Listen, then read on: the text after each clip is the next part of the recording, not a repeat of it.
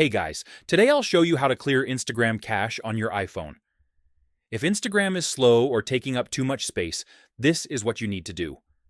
Let's go. First method, clear cache inside the app. Open Instagram and go to your profile. Tap the three lines at the top right.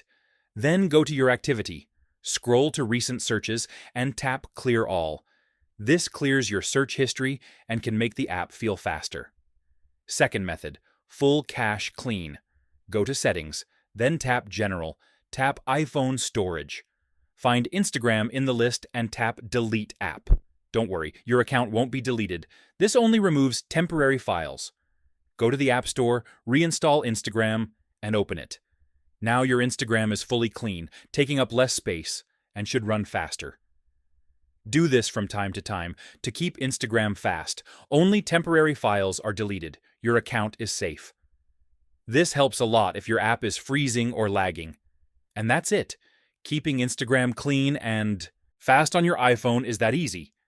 If this helped, don't forget to like and subscribe for more tips.